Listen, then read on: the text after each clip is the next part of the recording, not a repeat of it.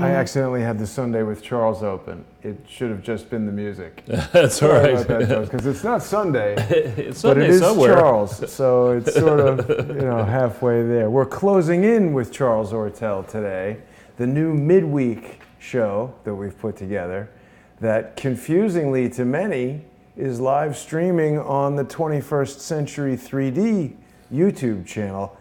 Do you know why that is, Charles? I shudder to think. You know, Charles, there are malicious individuals in this world who, all joking aside, they don't want to see real information come forward. They don't want me to be doing shows with you about the crimes of Robert Mueller, the alleged crimes, the alleged obstruction of justice of Rod Rosenstein, the inappropriate relationships that these individuals may have had with former presidents, with aspiring presidential candidates. These malicious individuals do not want the story of Harmon Wilfred coming to light. They don't want to hear about the clandestine black ops banks that Harmon was involved in setting up. They definitely don't want to hear about the multiple individuals that were murdered to prevent that story from coming forward. And so these individuals think it's funny or clever to put strikes on videos, on Crowdsource the Truth, on Crowdsource the Truth 2, and then we can't live stream on those channels. So we've got 21st Century 3D here, we're live streaming here, the videos will be uploaded later elsewhere, and we're gonna continue to take measures to circumvent this ridiculous capability that Google and YouTube enable through their bizarre and very possibly unconstitutional policies. Alex Jones had a press conference in Washington, D.C. yesterday that I attended, and I was very impressed with Alex and his crew. I always liked InfoWars. Alex is a nice guy, a lot of energy, and he reiterated that these were unconstitutional things. I need to get the specifics on this, but he said that I think in order to achieve a certain tax status or a certain business qualification or whatever, YouTube and Twitter had represented that they were public utilities in a certain way. Oh yeah, well that's... And as so many people want to do, they want to gerrymander the Constitution and the laws so that the parts they like apply to them, but the parts that they don't like don't have to apply to them. I think we deserve to face our accusers. If someone wants to strike a video and say that it violated something or other, we should know who that person is, what the violation was, give us an opportunity to avoid doing it in the future. But I don't think that Google or YouTube necessarily agree with that, so we'll have to just keep making new channels. Well, yeah, and it's interesting. It's the people who are responsible for this policy, not just at Google, but I think at Facebook we're learning, and at Twitter and other places, don't know their history. It's proving that the educational elites are not serving we the people all that well, because if you really want to understand why freedom of speech is protected in the United States of America, you've got to go back and study the Virginia Statute on Religious Liberty, which was authored by Thomas Jefferson and became the bedrock principle that was incorporated into the Bill of Rights. The idea is, I remember in college there were these horrible neo-Nazis campaigning in, I think it was Winnetka, Illinois, and the American Civil Liberties Union actually rushed to their defense. Yep. And I had a very hard time understanding that until it was explained to me that you're allowed to make very controversial speech, short of saying, saying there's a fire in a movie theater when there isn't one. You're allowed to say controversial things, and the public at large is then encouraged, if somebody's saying stupid things, to rebuke that person on these mediums. And that's the compromise that Jefferson thought was a lot smarter, thinking more recently at the problems that Galileo had. I mean, had we listened to Galileo a long time ago, maybe we'd all be a lot better off. And it's the ideas that upset the deep state, upset the establishment in both political parties, upset the status quo in the universities. These are the ideas that actually should be considered, because more often than not, ideas that are very productive in the long run are extremely controversial in the short run. And you would have thought that here, these mavens out of Silicon Valley who are supposedly so brilliant at Google and elsewhere, these geniuses who are running universities. You'd have thought they'd get that basic premise, but they don't. Instead, what they want is they want a limited pipeline to consumers. They want consumers to basically give them all of their stuff for free in exchange for a service that's not all that valuable.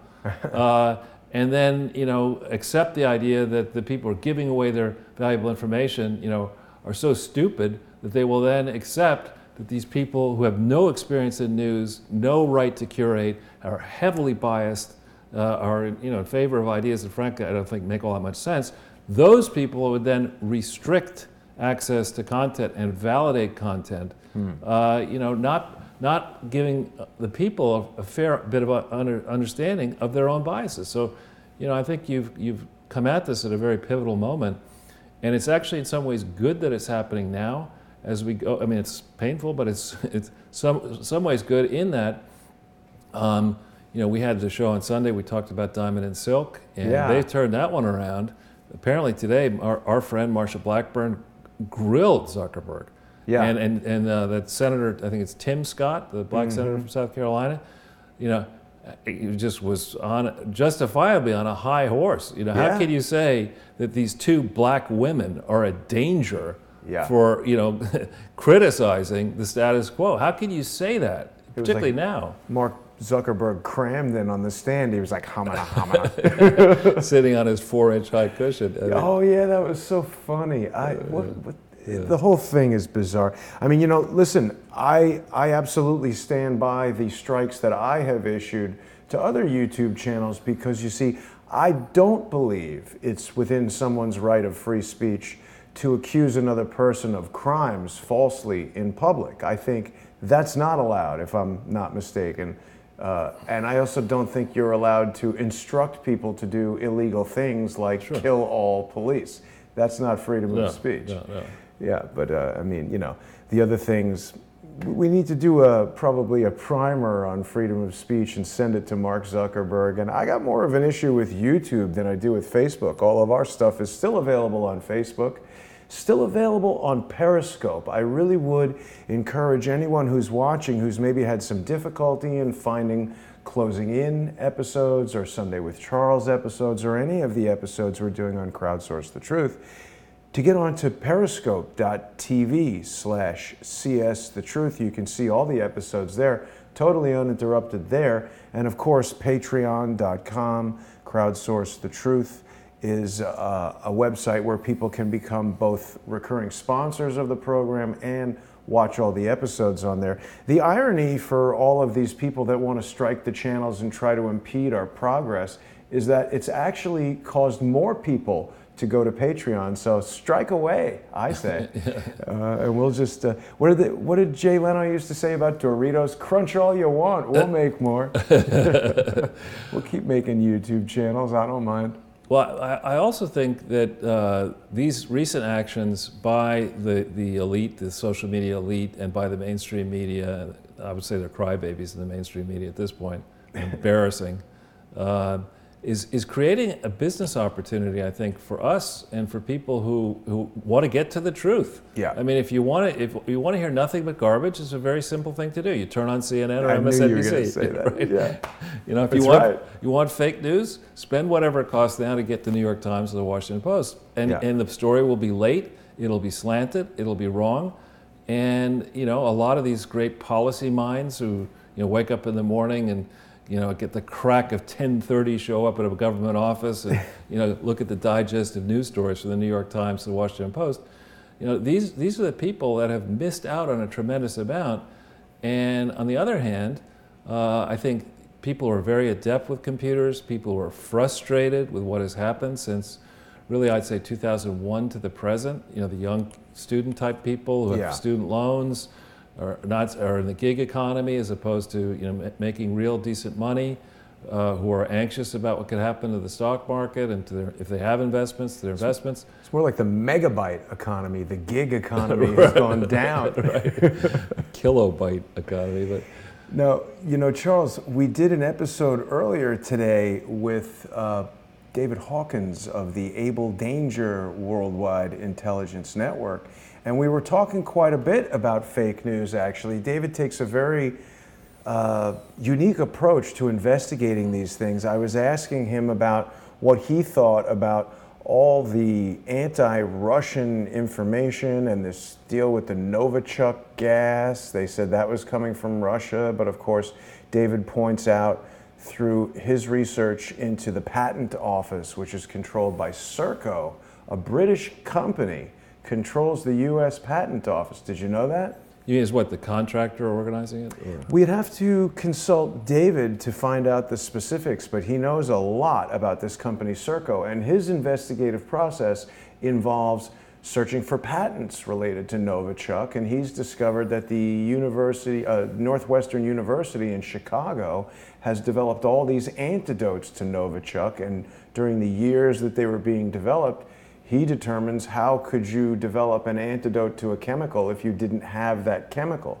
So the conclusions of whoever in England decided that only Russia has this Novichok seems incorrect. And furthermore, Craig Murray, who he's a great guy. The geniuses over at the unintelligent American Media Network decided that he's dead, but he was actually on RT just last week talking about the specific language used in the British press, how the gas was of a type developed in Russia, etc. And now we've got these Syrian gas attacks. It's the same thing again. Right. They can't come up with even anything new, and people buy it. Why is Trump sending the USS Donald Cook and all these other warships to Syria and tweeting about an animal using gas? I mean, it seems so obviously fake.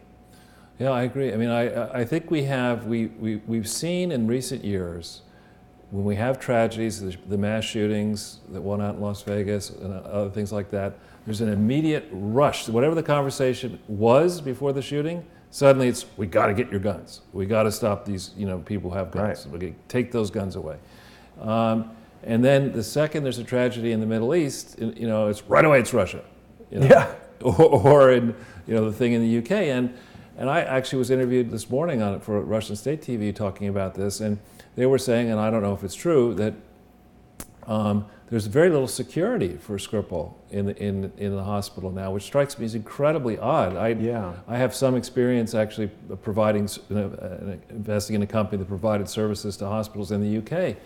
And, we were told the security was pretty tight. You have to be very careful in hospitals. Actually, if you want to get sick, a great place to go is a hospital, because a lot of time in the UK, because a lot of times, diseases are there in the alleys and the highways and byways inside the hospital. It's tough to root them all out. Wow. There's some drug-resistant strains of various bacteria. So it's not necessarily crystal clear that you're going to advance your health case by going into some of these hospitals. Right. But if you have something, coming in presenting with, in theory, the results of having been touched by a toxic poison, right, you would hope that person wasn't just put into the emergency room next to a coughing baby. They're segregated in a special part, and you would think, given the guy's prominence on the world stage, the fact that maybe the Russians are still gunning for him, maybe other people are gunning for him, it would have some security. Right. I mean, the fact that he was poisoned, certainly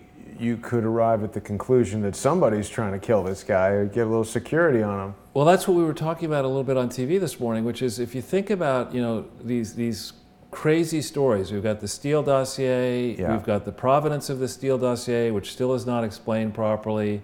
We have this unnatural relationship and alliances between elements in the UK who might be left-leaning, the Clintons, the Obamas, maybe Democrats and progressives. We've had 8 years. We had 8 years under Brennan with the CIA. Who knows, what he changed in the CIA and what the NSA people changed in our long-standing relationship with the UK. In the UK, it leans to the left. It is not. Their conservative party is pretty left-leaning. Right. And the major cities are left-leaning, et cetera. So would it shock me to believe that once it became possible that Donald Trump might actually win, that a secret plan was put in place to try to embarrass him, and that things that our government officials couldn't do, either contracting out to U.S. firms, they did in league with people in the UK, or either in the government, or contractors to the government, or retired in the government, trumping, as it were, trumping up charges. That would not shock me in the slightest, particularly. And I'm no expert on intelligence. I mean, I like to read spy novels and stuff. I've done that for 40 years, and I actually collect first edition spy novels. But you know, the notion that there could be double agents in the U.S. and the U.K. is not a big stretch. No, and, not at all. And so, who does it suit? Who does it suit to have continuing hostility and violence across the world? It suits the big defense establishment. Right. And there are big defense contractors in the UK, in France, of course in the US. So it suits the deep state to have hostilities. You got it.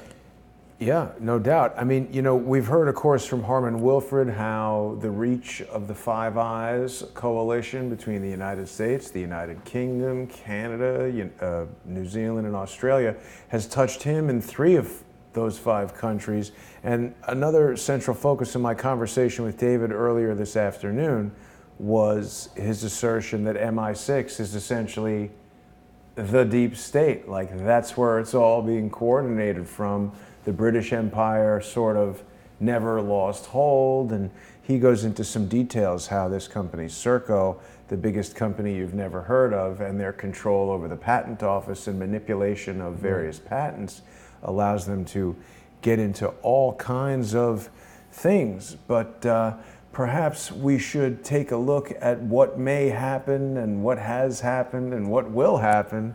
Only after we congratulate the art department again. Ah, yes. Well, thank you. And I have written a piece I have several pieces in Life Set, which interestingly, that's Laura Ingram's original creation. And I believe she now is working very closely with a wealthy Canadian, well, a Canadian billionaire is now, I think, in the driver's seat. Not Frank Giustra. Not Frank Giustra. Good. And I was speaking to Mark Tapscott, who couldn't be on today, but wants to be on next week. And he was explaining that they're under a denial of service attack, which is infrequent, he claimed. The intensity was pretty high. And I think what's really going on here is that in this long-standing conspiracy, that is an actual conspiracy, the kind you can indict if you ever get your acting gear, Mr. Sessions. You know, what we have here, I would argue, and I think you agree, is something that dates back probably as far back as 1988, maybe even 1981, where people in both parties, Democrats and Republicans, began to realize that this is a great game. That you know, the government's throwing out these gigantic purchase contracts for defense munitions and gigantic contracts in healthcare and other ways. So if you can insert yourself for a modest expenditure into the arms of a politician who's going to become a crack addict for money, campaign contributions, he or she will need that money. If you're in the House, you're going to need it continuously. In the Senate, you're going to need it every 6 years. If you're running for president, you need it every 4 years. Yep. So you know that these people are going to need your money, and the amount of money that you have to come up with to purchase influence, let's say, with a politician, you never really own a politician, is trivial compared to the amount of money that you can glean off a crooked deal. Take the stimulus, 800 billion or whatever it was, 787 billion that we know about, the recent omnibus spending bill, these various bills. You're talking about decisions get made where people can make tremendous amounts of money. And then the crumbs that you can throw, you see this modus operandi where generals and politicians, they leave. Paul Ryan's going to leave. He'll get, you know, on the board of some big corporation. He'll be on some investment firm. He'll be doing speeches. His wife will get a deal. You know, he could do a book deal, movies, whatever. And, you know, for the people playing that game, even if you have to pay a John McCain $100 million, you know, you'll get, and I'm not saying somebody paid him $100 million, but even if that's the amount of money that you have to pay or send towards a politician, we're not talking Clinton style. We're talking just, you know, JV McCain stuff. Or if you just need to hire a professional aircraft carrier saboteur, John McCain's your go-to guy. That's right. Yeah. Look, I can drive this thing. Not so much. So, you know, everything that you're saying actually reminds me of a show we did yesterday with filmmaker Greg Levitt, oh, I hope I'm remembering his name correctly. He made a movie about the horrible situation that veterans are facing and the recovery that some of them are suffering through after being subjected to improperly, basically, they're burning garbage in Iraq and Afghanistan, and they did it for years and years. And what happened was KBR and Halliburton and these various contractors to the U.S. government, which coincidentally are tightly linked to Dick Cheney, they were just disposing of human waste and plastics and chemicals and all kinds of crazy hazardous material in these burn pits in Iraq and Afghanistan. And I mean, the multiple myelomas, the incredible rare diseases and cancers that the veterans are suffering from now, and they're not getting proper health care treatment. There was one veteran in the film who had a very squeamish. Yeah, sorry. The guy can't eat. He needs to eat liquid food, and the VA won't pay for it. And this is a guy who went to Iraq ostensibly to protect our freedom or whatever they told him. And in the end, they destroyed that country. They achieved no useful objective. And I'm talking about the leaders, not the soldiers and the people that went there. But this is basically lifelong torture that these individuals are suffering. And it's all about money. They said that they just didn't set up these incinerator machines because it would have cost too much money. Well, going back to it a little bit, we're sitting here as we speak, wondering whether Russia and the United States are actually getting in a shooting war. Yeah. And again, going back into history, into why the Constitution was set up the way it was, the hope of the framers was that if we were to go to war, that people would think very carefully about starting a war. Yeah. And the idea was that the House of Representatives, being closest to the people, would be the body that would have to originate a bill declaring war. And we've gone from that, and shame on under Bush and even before that, but under Obama, the kinetic military adventure, that's what they call it. It's not a war in Libya, it's a kinetic military adventure. How can they actually say that? They did. They got a sanitation engineer to bring the garbage out, clean it up, and turn it into a kinetic military adventure. Wow. But these people here, Mueller, Rosenstein, and Comey, and there are others, many others, have basically been the chief, I jokingly refer to them as law non-enforcement officials, going way, way back. When Bob Mueller was proffered to us as, he's going to be the special counsel, he's a war hero, Purple Heart, Vietnam Marine, and all this stuff. The second I heard that, I said, wait a minute. We got to look into this guy a little bit more carefully. And we've been at this now for a while. It takes us, I think, we spend a lot of time on this. It takes people who understand finance and law and charity fraud and corruption a fair amount of time to appreciate the full extent of this massive mess. But we're now at a place where the wider world is getting it. Yeah. And I think these strikes against you and Google and wherever, on YouTube, the LifeSet stuff, the fact that it's tough to get into mainstream media, I think makes a tremendous amount of sense, alongside the fact that the general public, there's recent polls coming, they don't care about Stormy Daniels. It's like 22% of the country cares about it. It's a problem for the Melania and for Barron and for the Trump family and all this kind of stuff. But it's not as serious as thinking about, the fact that under Barack Obama, our national debt doubled in 8 years to almost $20 trillion. And what did we get? We didn't even get a freaking T-shirt for all that. And we're still at war. Stupid? We're still at war. The Nobel Peace Prize winner, gets that his first 10 days on the job. He gets the Nobel Peace Prize to stay at war for 8 years. And so the functionaries in all this, we had Robert Mueller, head of the FBI, September 4th, 2011, right the way through September 4th, 2013. He was, as the FBI was mounting, and it quotes, investigation of obvious Clinton Foundation fraud, he was briefed on July 30th, 2002. How do I know that? It's in the FBI vault file. We talked about it. I've got another piece coming, laying it all out with links. So he knew all about this. The man who was in charge in the Department of Justice from 2001 to 2005 for prosecuting tax fraud was Rod Rosenstein. He's a summa cum laude graduate from Wharton, according to his resume. He understands math. He understands the law. He should be able to recognize the tax fraud when he saw it. Yeah. And instead of recognizing it and prosecuting it, what Mueller and Rosenstein and Jim Comey, who first was the actual line U.S. attorney, taking over from Mary Jo White by January of 2002, he was the one who could have put the Clintons away in 2002. But somebody chose not to do that, to spin wheels for a long period of time, and they let the Clintons off right before November 18th, 2004, when this massage parlor opened in Little Rock.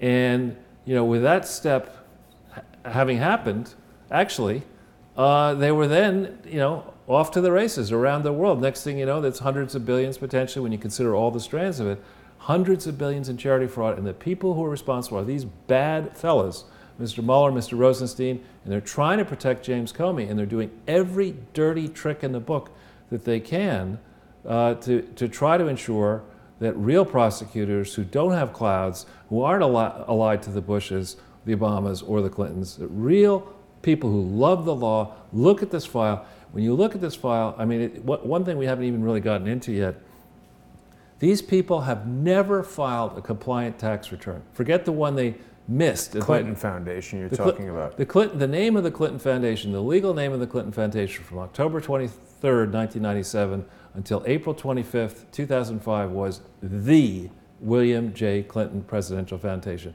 It wasn't William J. Clinton Presidential Foundation. It wasn't the William Jefferson Clinton Presidential Foundation.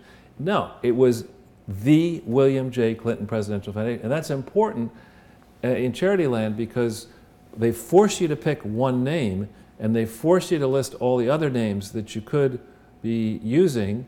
And in certain states, you're not allowed to do that. In other states, you can do it. But you have to disclose all this so that regulators can see, hey, these people are out there with their tin cups collecting money for HIV/AIDS internationally when all they're supposed to do is run mini golf and a library and catering service and in Little Rock at a research center. I mean, you can't tell that if you allow these people, these very creative namers, to come up with all these absurd names, this initiative and that initiative and something else that sounds too good to be true. If it's too good to be true, it isn't true.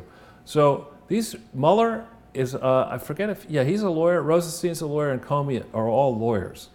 At high level. Sorry, liars? Yeah, and they're high level people, right? I mean, Rosenstein is the most powerful, he's like the chief operating officer of the Attorney General's office. He's the guy who makes who decides which laws not to enforce. Right. Charles, the more time goes by, the more crazy stuff is coming out. I don't know if you have yet had a chance to see this article that's just out in True Pundit from the Inspector General, Michael Horowitz, I presume, talking about how McCabe and his wife, the woman who ran for state senate in Virginia and got over $1 million apparently from Terry McAuliffe, they were neighbors for years with Bill and Hillary Clinton, according to True Pundit and our friend Thomas Paine.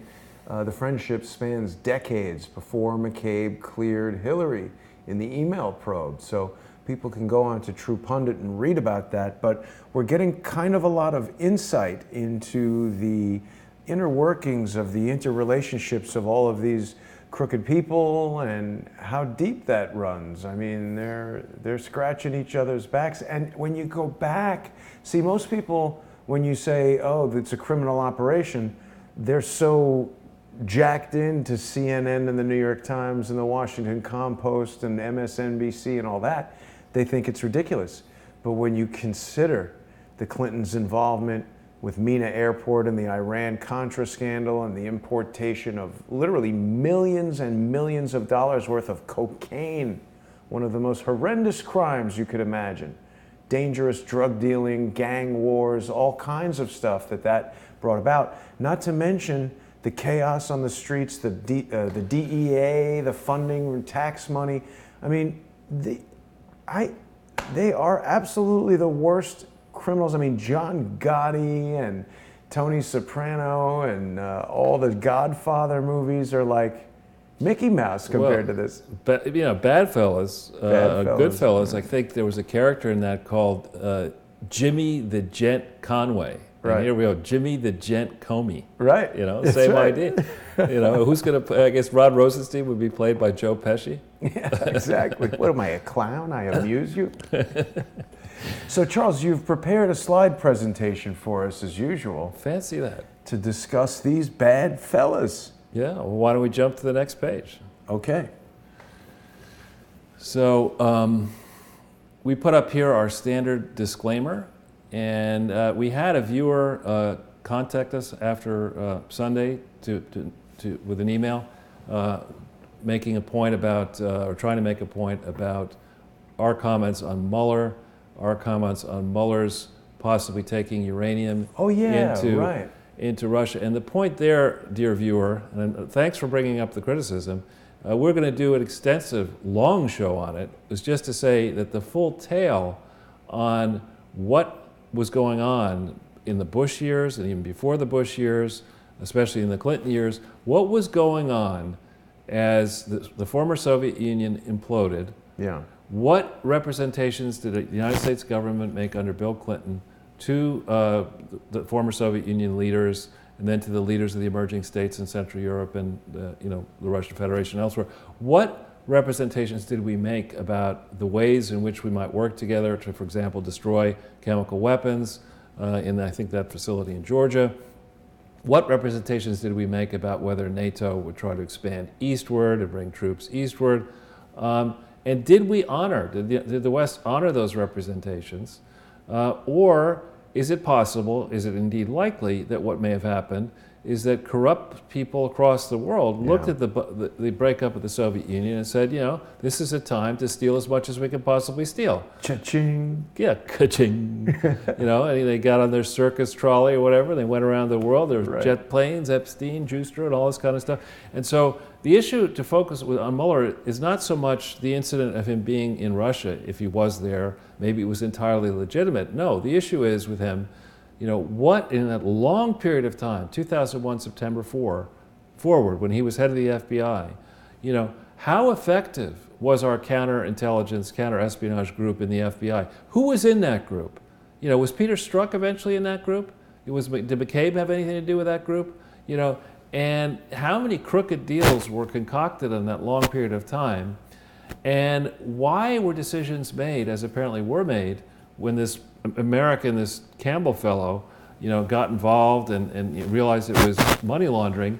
He approached the FBI and apparently said, hey, there's a real problem here. And the FBI said, well, why don't you stay on the inside and we'll uncover this? Why did it take so long to uncover those problems? What was really going on? Who gave the high sign to Schuster to go try to get as much uranium as he could around the world? Yeah. How much of a project was that? Was that just a Canadian project? Was that done with the connivance of Mr. Downer, perhaps, in Australia, another important country? Who in Russia may have been involved with this? Who had the contacts with Kazakhstan and elsewhere? What was really going on there? And we're not getting, it's not like, we signed up after September 11th, 2001 for a new deal where, the rights that we used to have in the Constitution, you can forget about those. We didn't sign up for it, but we got that deal. Yeah, or the responsibilities that government officials may have to tell you the truth, well, you can forget about that, because now what we're going to do is we're going to manufacture this continuing set of tensions where we're going to encourage you to surrender more and more of your freedoms so we can do more and more crooked deals in private to make us richer and richer and richer. And that, I think, is essentially what has happened since September 11th, 2001. And people on the left, the Berniacs, people on the right, the Trump supporters, people who don't care about politics, they can tell this isn't right. And they're searching for a way of making it right. And what we see is now the response of the deep state. The deep state gets it. They are terrified, I think, of what will happen once the truth becomes known of what actually has been happening since, I would argue, 81 forward. I think people are starting to know, Charles, and that's why we're seeing all of this really aggressive activity to try to shut down the truth. But you know, it's important for people to know that the playlist on the original Crowdsource the Truth is still available, and people can still, even though we're not live streaming to the original Crowdsource the Truth channel, people can still catch up on all the episodes of Sunday with Charles. They're all in here, and you can just go over there to the channel is officially called Jason Goodman, but if you search for Crowdsource the Truth, that's the original Crowdsource the Truth channel, where you can see we were on Crowdsource the Truth 2 for a little while. We're just going to keep hopping around channel to channel. They can't stop us by sending these, you know, wacky morons who make crazy threats over the internet and try to stop us from doing what we're doing. It's just not going to work. So you got to stay one step ahead of the outlaws. That's exactly what we're doing. And you know, people should also, they should go on Twitter and follow Charles Ortel. He is just at Charles Ortel there, and he follows me, so he knows something. This is a very humorous article. Yeah, I put it up right before I came over here. I mean, this is just, you know, that's not the most attractive visage, but you know, she makes up for it for being such a diplomat. Punches her husband in the face because he's not being affectionate. It's pretty funny. I don't know. Maybe the problem is something other than what she realizes. Yeah. But so back to the slides.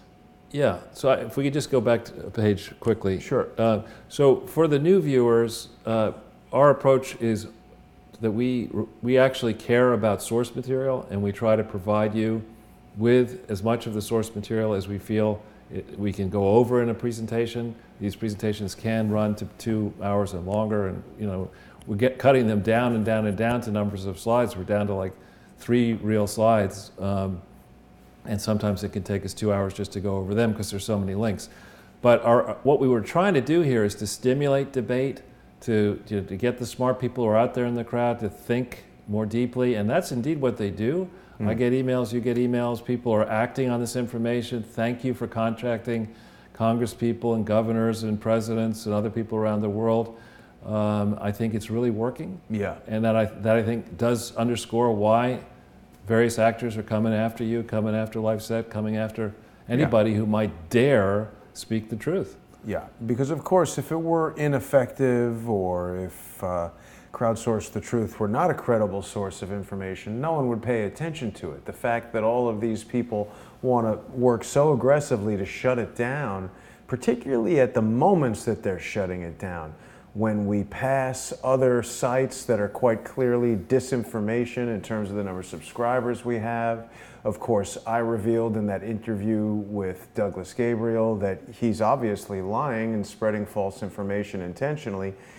That cratered their subscribers while ours started to climb, and so they had to take, I'm not saying they did, but possibly supporters of theirs, operatives of theirs, maybe them, had to take action to slow our momentum. They did not want Crowdsource the Truth to hit that magic number of 100,000 subscribers, which we were barreling towards, and you know, that's fine. We'll get back there. We'll get back there, sure. Yeah. And what I would say is kind of like we're the obverse side of the coin of the Hillary Clinton principle. You know, she gets tremendous amounts of exposure. Whatever she wants, she can go on whatever television show, whatever speaking tour. She's going out to New Zealand, and she still loses. And it's the obverse side, right? We want her to speak as much as possible everywhere. Yeah. You know, because that helps us, I think. It does. All right. So, what actually happened this past week? Charles, there's a lot of stuff going on, obviously. War fomenting over there in Syria. Hopefully that won't happen. Well, yeah. So the situation in Russia is indeed quite, with regard to Russia, is quite tense. And I think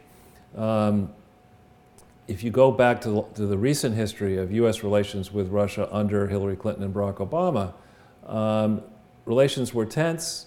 The reset button was ridiculous. It doesn't help to go and get your top State Department foggy bottom people to give the Russian leadership a button that says overcharge. instead of reset. How do you screw that up? Again, this is the pretenses that come out of these State Department people. You know, they're so noble and so wise and so sophisticated and so nuanced. Don't trouble me with any report cards. I'm off to Geneva, you know, to get some new, to sample the latest white wine out of the Alsace region. I mean, it's just, it hasn't been working, and I think we went way down a line. People in the FBI, I know we talked about this before, were warning that maybe the Skolkovo project was sending too much in the way of advanced military technology, possibly the hypersonic plane, missile or whatever. And you know, that didn't work so well after, especially after the craziness in the Ukraine, escalated tensions. I'm still not satisfied that we understand precisely why Russia soured. Our relations with Russia soured in the 2011 timeframe, and then, you know, really went the wrong way starting in 2012. I'm not exactly sure why that all happened, but if I had to guess, it probably involves people like Sidney Blumenthal and these shadow operators who were out trying to concoct deals, and those deals didn't work, and for whatever reason we shifted course. But in the more recent period, we had the episode, I think it was last year, with the gas in Syria. Yeah. I was not satisfied with the analysis, I mean, such as there may have been on CNN and elsewhere, about the source of that gas, about the motivations of the people who may have dropped that gas. And now we're back at it again with this Skripal incident in the UK, where it's, you know, it just strikes me as extremely odd that the smart people, and there are very smart people in Russia and in the United States, that they would have said, oh, I think it's a good idea to poison some former people in Salisbury, which is sort of the heart of the rich part of the UK. That's guaranteed to provoke some kind of a response. And for that reason is not something that I would imagine Vladimir Putin's people would ever try to put in place. On the other hand, if you ask the age-old question, who benefits or who stands to benefit from it, anybody who wants to keep the deep state employed benefits from a theory that we're about to have two nuclear armed powers duke it out in a conflict that could escalate, and, you know, very quickly around the world. Yeah. So there was a very good segment that I saw last night with Paul Joseph Watson and Syrian Girl. Have you ever seen Syrian Girl? No. She's an independent journalist. I think she was a YouTuber. She might have been kicked off of YouTube, but she's a very good reporter, very intelligent and good analysis on the ground there in Syria. And people can search for that, Paul Joseph Watson and Syrian Girl. They were talking about how, you know, basically Assad had won the war, the United States was pulling out, Russia was pulling out, everything was settling down. Why would he gas? I mean, it just doesn't make any strategic sense, even for a maniac. People just say, oh, he's a maniac. He's not. Even if he is the worst ruler ever, he doesn't want to do something that's going to guarantee his own destruction. Why not just bomb those people if he wants to kill them? Right, you're absolutely right. And you think about it, again, you ask that question, who stands to benefit? The people who are going to be hurt most by any kind of a peace deal in Syria were these rebels, the al-Nusra people, and, you know, these various... But aren't they just working for the real people who want to take over the natural gas business in Europe, who want to unseat Assad and remove his secular Alawite government and install some radical whatever? I think they're radicals for hire. I mean, you know, you pay, it's like I was talking to these people from the Philippines, and they were actually family friends or whatever. They were saying, you know, when the missionaries would go out to remote parts of the Philippines, you know, they'd come into some little village in the middle of nowhere, and they'd say, you know, who wants to be a Methodist? I'll be a Methodist. And the Methodists leave. Who wants to be a Catholic? I'll be a Catholic. You know, it's just give me some more food or whatever. The same idea in the Middle East. I mean, there's not much to do in Syria, right? You can make those Damascene swords. Oh, come on. There's got to be I mean, Damascus is not I mean, it's not Chicago or something, but it's not a cosmopolitan city at all. It's one of the world's oldest and most cosmopolitan cities, but there isn't, you know, world-class service, world-class manufacturing, world-class music. There might be some good restaurants. I don't know about it, but I mean, it's not like the place is set up. Paris. Yeah, or Manhattan or whatever. It's not like it's set up to be competitive on in the globalist world, where companies like Google and other big companies like that can attract the best and the brightest minds from around the world and move at, warp speed. Google Syria, whatever. Headquarters over there. Yeah, exactly. It's not like Google's going to move from 14th Street over here. Well, they're moving Syria to Google, and they go shoot up the office over there. Where was that girl from? Iran, I think. I forget where she was from, but anyway, maybe if we just jump back into the slides a little bit. So I found this next, we came up with the idea of BADFELLAS before I saw this next story, but this is rich. I mean, this is really rich. Apparently, in an interview with George Stephanopoulos, Mr. Tall and Mr. Short are getting together here, and Comey supposedly in this interview compares Trump to a mob boss. Yeah, well. I mean, seriously, you're going to go there, Jim? I don't understand why James Comey is a dope. Your nickname for him is excellent. Yeah, dopey Jim Comey. I love all the pictures. He's got like flies coming out of here. It's time for the Obama fly to be superimpose the Comey fly. Unbelievable. But honestly, I mean, you look at this guy. He cleared.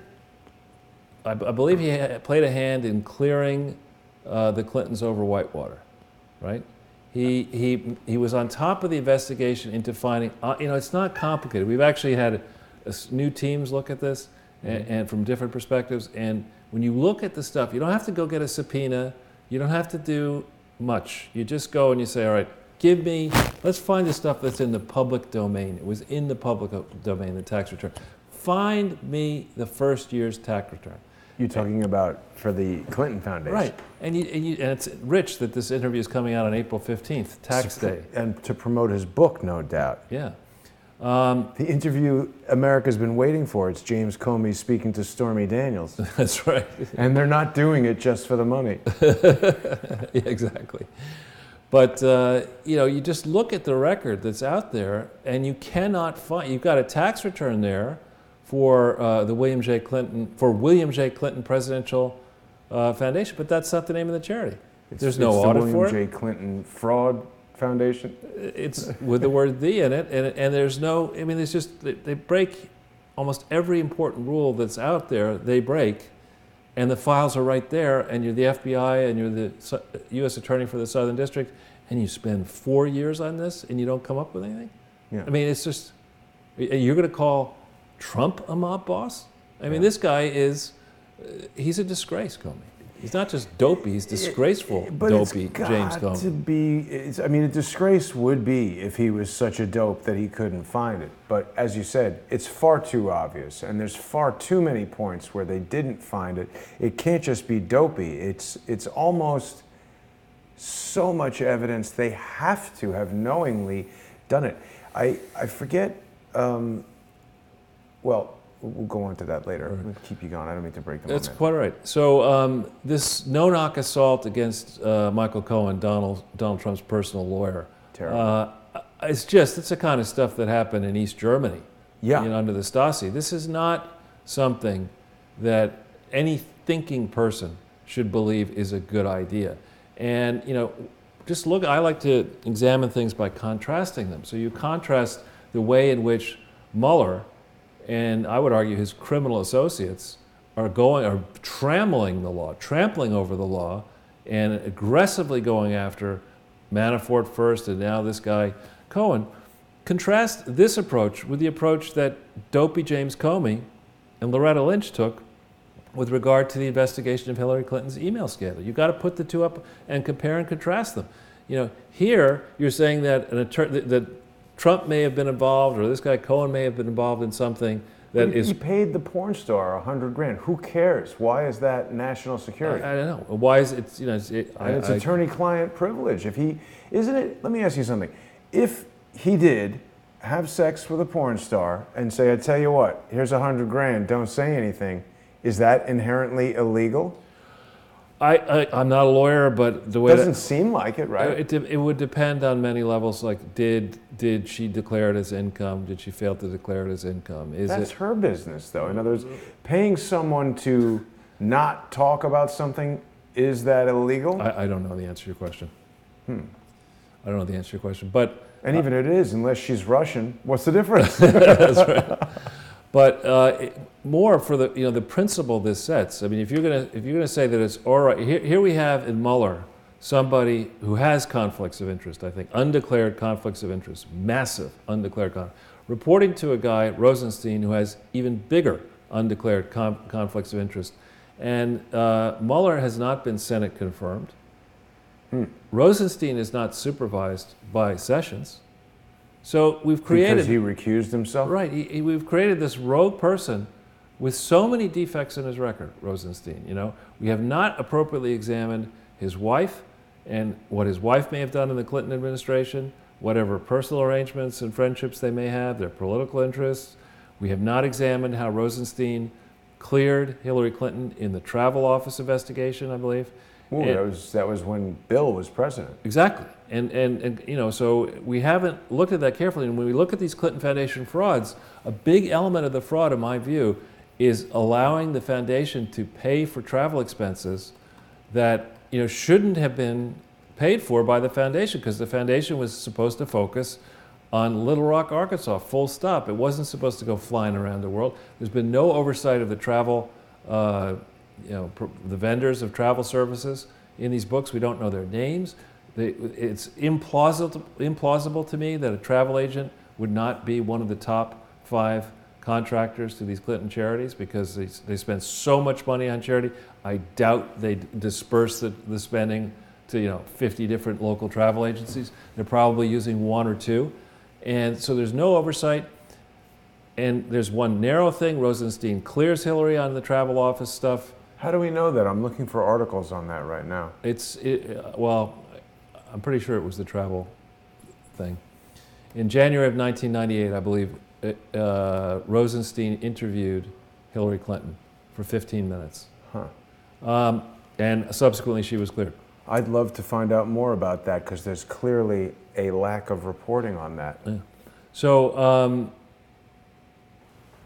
anyway, in the case of contrasting these two, if we go back to the headline for a second, the people are coming out of the woodwork and saying, hang on, this is a very dangerous precedent. Let's say, that Hillary continues her tremendous good work, and the mainstream media does their tremendous good work, and you end up with a veto-proof majority, conservative Republican veto-proof majority in the Senate, and an increase in power in the House in 2019. Does the left really want this precedent to stand once they clean House and Justice? That this is what you can do, that you can go after in a trial, you can get a search warrant somehow. And originally, the lie that was sold to us originally was, well, it was a Trump appointee who blessed this search warrant. Well, that's not true, as we're going to show in a second.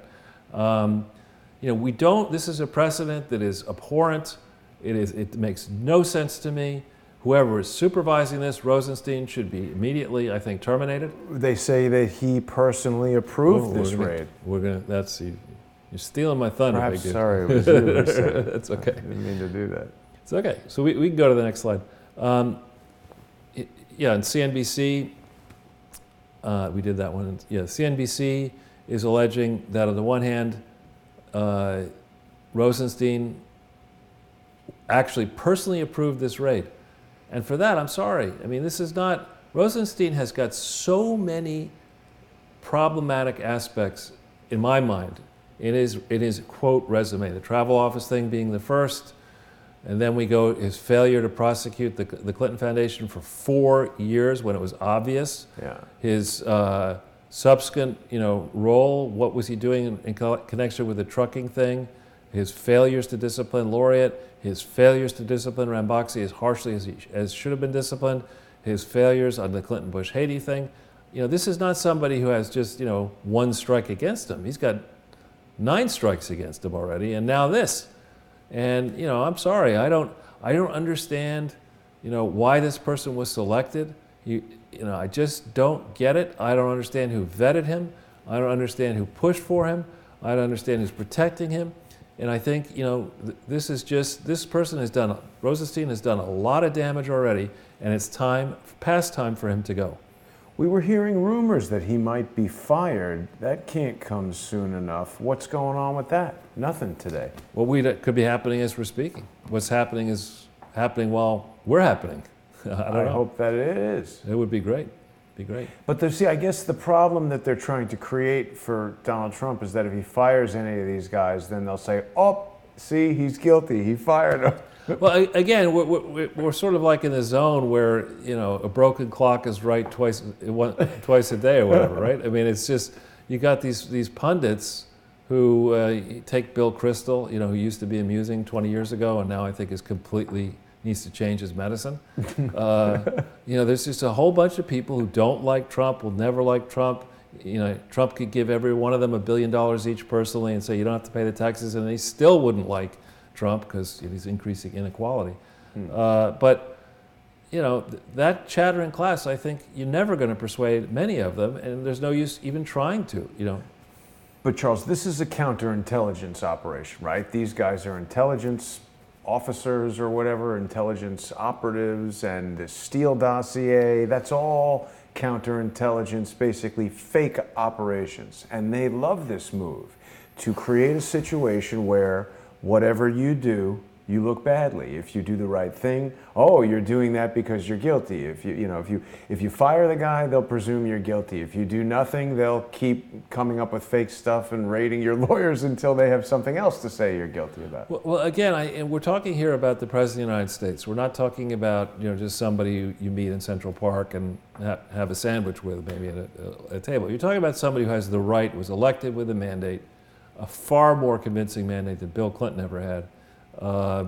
Bill Clinton, you remember, he won with less than a majority of... Because of Ross Perot. Because of Ross Perot. I voted for. Yeah, I know. That's why I brought it up. Keep on slow dancing. And another thing. He's still alive, I think. Is he really? I think he's like 90-something. We should interview Ross Perot. Yeah, you could do that. Yeah. But anyway, so one story says Rosenstein was in charge of this decision, but another one, this Daniel Greenfield is a pretty good guy, I think. I don't know if you've ever seen him front page.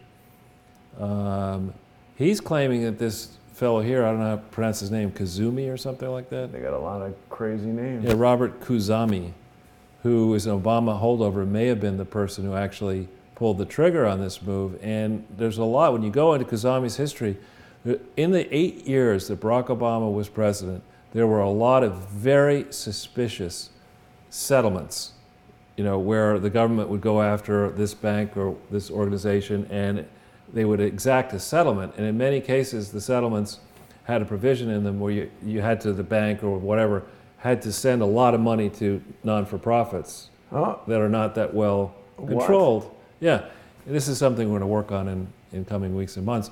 But yeah, and a lot of these, the settlement money would then bleed out into the ecosystem of these progressive and left-leaning, supposedly progressive and left-leaning groups, knowing full well that Lois Lerner was early on in charge of that IRS department that would decide what to do, and that the whole system would be game.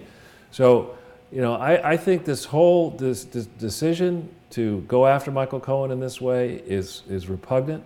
And people like Dershowitz, who's a constitutional scholar, left-leaning, is outraged by it. He can't get him off the television set now. Yeah. He's probably living in Hannity's house at this point. But he makes excellent points, Dershowitz. But Charles, in addition to you yourself being a legend, you're giving us the legend right here. It's these NGOs, these 501c3s that are, obviously the regulations are not very tightly enforced. So it seems that we're aware of a number of people who just create these 501c3s and they become slush funds that are not taxed. I mean, is it possible that because it's not taxed, the IRS is looking at it less than it would a regular corporation? Well, the sad case is that fraudsters, they know how to fraud, right? And you're talking about a business that involves a whole bunch of people who are willing to give away their money. right? So that's that's a sort of an attractive place to go if you're a fraudster, right? These are people who are prepared to give their money away.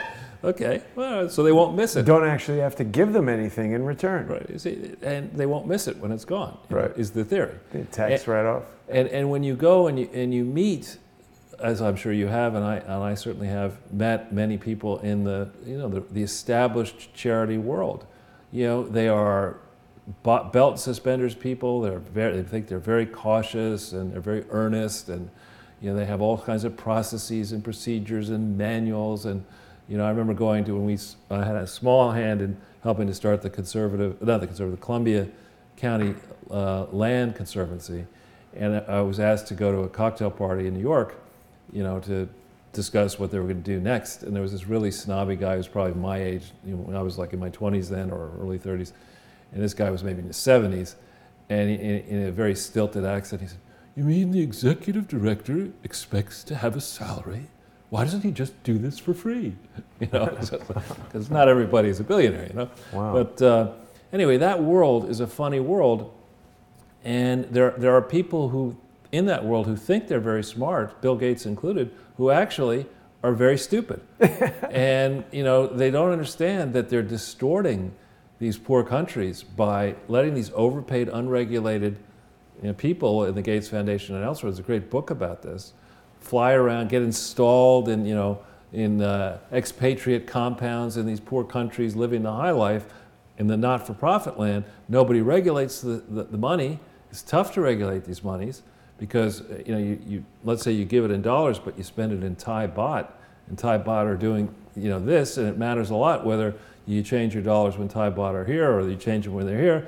And if you're crooked about accounting for all that, you can skive tremendous amounts of money out, let alone coming up with something like the Clinton Foundation where it's crooked by design. Right. No real accountant, no real lawyers, all kinds of political grifters who are looking at this as a perfect con to raise money and spend money to advance political campaigns. Oh, I just thought of a great title for a future episode, The Wrath of Khan. There you go. See what I like that. That's good. You're always thinking, Jason. That's Always one of the things I like about you. Always thinking. So then we have this person. Now, Madeleine Albright Not so bright. is definitely not that smart. I like the story. It's because you got to laugh at yourself. I love the story about I think it was the Dayton Peace Accords, where they had some set of miserable participants in that accord were in, I think, Versailles, the palace in France somewhere, and they were yabbering away in whatever languages they were speaking in, and the door opens and woman comes in, and one participant looks at the other and was like, "What are you doing here?" And says to her, "You can come clean up later." And that woman was Madeleine Albright. That was not a smart move. But I mean, this is not the most discerning individual in the world. And Madeleine Albright was the one, Bill Clinton with his song and dance BS story about he didn't do anything. He had the cabinet meeting after the Lewinsky revelations. The person who went to the microphone, I believe, to defend Bill Clinton was Madeleine Not So Bright. I mean, she didn't figure out what was going on there and she's not somebody I would rely upon to spot a real dictator around the world. So to these kind of ridiculous quotes about Trump are really, just because you went to Wellesley, just because you've been in the elite, just because you were Secretary of State, doesn't give you the right to look down your nose at somebody who is actually doing level best, working for free, I might add, to try to repair the immense damage that globalists have done to everybody in America, except for the chosen few who are in on the crooked deals. So this was not one of the most intelligent comments that she made here. Right. So what was the comment exactly? I think Trump is the most. Yeah, he's the most undemocratic president I've ever seen in American history. He's, basically we're on the road to fascist state run by Donald Trump. Unlike what happened under Obama, when he's just jailing journalists who he doesn't like, spying on the Supreme Court, spying on the Senate, spying on the House, making a mockery of the law. The law doesn't matter. I think I read some article about Madeleine Albright watching The Wizard of Oz with Kim Jong-il. I think you're right. I think she did do that. Yeah. Oh, that's diplomacy, though. I kind of liked it that she did that. Yeah, I never, Didn't do anything, but yeah, I never liked that movie. Wizard of Oz? No, I didn't. So let's just see. I wrote. Let's see. I think, is that? It's weird. There we go. Yeah. More American. Oh yeah. This is not the one I wrote. This is a great writer. I don't know. I'll slaughter his name. I don't know if it's Sobieski or, but he writes for the American Thinker, and Thomas Lifson, I think, is the editor of the American Thinker. I've written a few pieces now for him. But you contrast what happened with Manafort, what happened now with Michael Cohen, with what didn't happen to the Clinton Foundation. Right. I mean, the people that I spoke to in the very beginning, the experts I spoke to in the very beginning said, look, it's a very simple thing. The Attorney General of Arkansas shows up unannounced, people from the office show up unannounced and say, give us all your records. Why are they not doing that? I think because this scandal so incriminates so many people across the political spectrum inside Arkansas. I think it incriminates, the Walmart family, the Walton family have given substantial money to these frauds. The University of Arkansas and its foundation that supports the University of Arkansas have given substantial money to these frauds. And so? So you expose it and there's substantial penalties, substantial egg on face, lots of people have to go to jail in both parties. Yeah, but they're just letting them get away with crimes. Someone, I forget who, said to me that it is like just an incredibly metastasized, inoperable cancer, that if you removed it, the body would fail. And that the swamp is so entrenched that if you drain the swamp, there'd be nothing left. Yeah, I beg to differ on that one. I mean, I think with regard to Arkansas, there are Arkansas has turned, I believe it is primarily now Republican, and there's no good reason at this point for saying, look, this has been a fraud all along. If we think about what actually happened, a bunch of suckers wrote checks thinking that they get off scot-free and buy influence with the Clintons, and that they buy a dynasty, that they give them $10 million, and for the rest of their kids' lives they'd be able to get something out of the Clintons, Chelsea, and who knows who comes next, Charlotte and whatever the other kid's name is after Chelsea. So that didn't happen. And what in fact did happen is the records of the people of the United States of America that were created during Bill's tenure as president are now in a facility built by these suckers. So if you retroactively revoke the charity, the tax status of the charity, you're going to be able to collect a lot of money from people who have been playing crooked games for over 20 years. And that's a good thing if you're trying to narrow the budget. And as far as Arkansas is concerned, yeah, it'll be embarrassing. But, is the building going to come tumbling down? No. Are the records going to disappear? No. Is there going to now be even more interest in understanding what all happened in Clinton land? I think you're going to get more tourism to Little Rock, not less. Well, they could really expand the mini golf course and restaurant part of the presidential life. Exactly. It'd be a tourist attraction. Exactly. And so, I mean, if Branson, Missouri can be a big place for country western, well, you should be able to do something more than simply go to the Clinton Presidential Center. The Roadkill Barbecue. The Roadkill Barbecue, hot sauce manufacturing factory, or whatever. Oh, someone sent me some more art. I got to try to find that. Or the Hillary Clinton, eyeglass collection. If we look here, this conservative treehouse, I don't know who you are, but you do great work, particularly the person who writes under Sundance. We shouldn't be in a position now where, people are laying down, have to lay down ultimatums to get the Trump Justice Department to do its job. I mean, who gave an ultimatum? Nunes gave a 24-hour ultimatum to get certain information produced. We'll see if it comes. Or what? Or these people are going to be impeached by the House. Now, where does it say that? This is, I don't know, I think I don't know why that comes up, because I had a different link than that one. Sometimes let's see. That's very strange. I had a link to a more recent thing about. Is that it? Yeah. There we go. Yeah. And here it's important to understand, when our good friend Sidney Powell, we featured her book, I think, last time.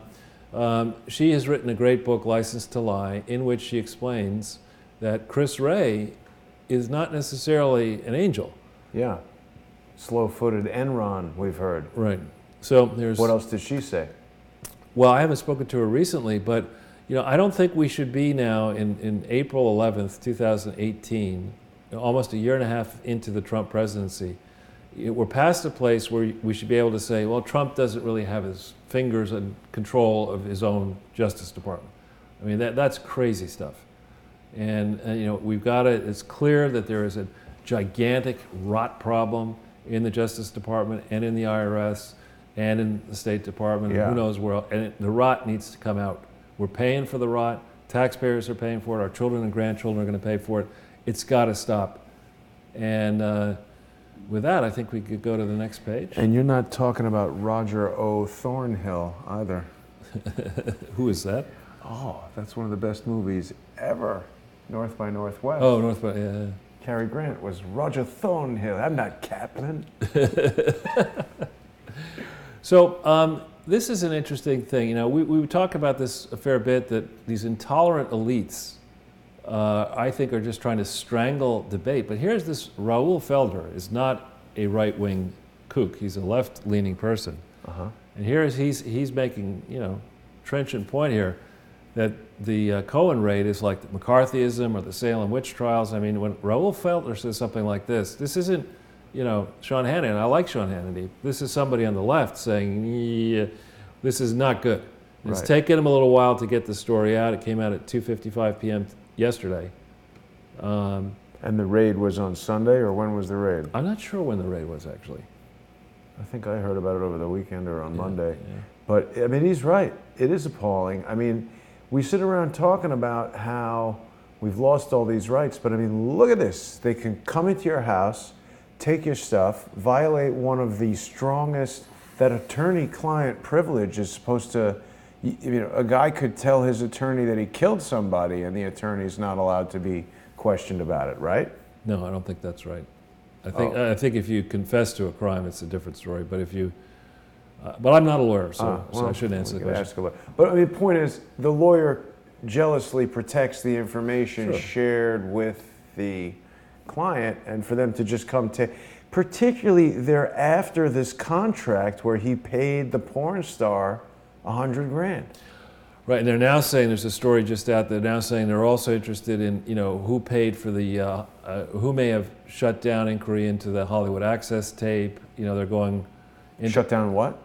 Remember there was the Trump, what Trump said that... To Billy Bush at Access Hollywood. What did they shut down about it? It came out on TV? Well, they're trying to investigate whether monies were paid to tamp down the inquiry into that incident at the time. But the point here is that... when we look at this, when we look at the contrast between, how Hillary Clinton was treated with kid gloves, right? There was an investigation into her emails that started July 10th, 2015. It was a full square investigation. It wasn't a matter. It wasn't a low. It was a gigantic investigation. There were rumors that there were 150 FBI agents on the case. And all their stuff was thrown out by Peter Strzok. and exactly. And he was one of them sitting on top of that investigation. Yeah. Then when it looked like, Donald Trump was gaining some traction, they said, we got to stop him. The contrast in between the way in which the FBI and the DOJ and the Obama administration supported Hillary, Barack Obama in the middle of the investigation saying, I don't really think that she did anything intentional here. Remember he said that? I mean, why isn't that obstruction of justice, right? Now, if Trump criticizes somebody, my goodness, I mean, you should be impeached for that. But Obama can say, it's nothing here. Well, but also they're saying that this 100 and whatever thousand that Michael Cohen paid was an illegal campaign contribution. Right. I mean, again, I keep coming back to everything these guys are doing is mirrored by the same ridiculous stuff that the opponents of Crowdsource the Truth do. And it's not to say that I'm remotely analogous to President Trump, but rather these idiots are using the same playbook as the idiots that are playing games with us. Well, but I'd say that you really they shouldn't really want to go here and make this argument because it's a very dangerous argument for them. We're talking about $130,000. I don't think Hillary Clinton made prior to her most recent debacle, Yeah. $25,000 speech. Less than Less than Snooki. like 200, less than Snooki. I don't think she made many speeches for only 130,000. And she Right. made many, many speeches. For well over. Well over. In some cases, it's probably the same speech, you know, in a matter of days or on the same day, mostly to people who were very interested in seeing her win the presidency, very interested in having a chit in. Why weren't all of those speech payments Illegal campaign contributions. right, that were Very never good disclosed point, Charles. properly? What about Bill Clinton's $17.6 million from Laureate? What about all this missing charitable funding? What Why about isn't she 50 points ahead? yeah, why exactly? I paid for that. So I think I hear what you're saying. I mean, I think this is not, this is a desperation move to go down this trail. You go here because you don't have the facts on your side, you don't have the law on your side, you're trying to manipulate public opinion on your side, and you think what you're going to do as a guess is whip things up during the summer when the students who won't have any summer jobs and when the recent graduates who are going to be fired from their jobs will be very happy to make $100 a day, you know, burning things and throwing things and yelling Tifa. things, you know. Exactly. That's why you do something like this, not because it's smart, not because it has a prayer of winning, and certainly not because it sets any kind of precedent you want to be proud of. So this is very dangerous stuff, and I hope cooler heads are going to prevail very quickly here. If we So do I get what you're saying? Snooki 2020? Snooki, no, no Snooki in 2020 or ever. Now, this is an interesting, the bullion vault, I don't know if that's the one you hit. Oops, it's all right. Yeah.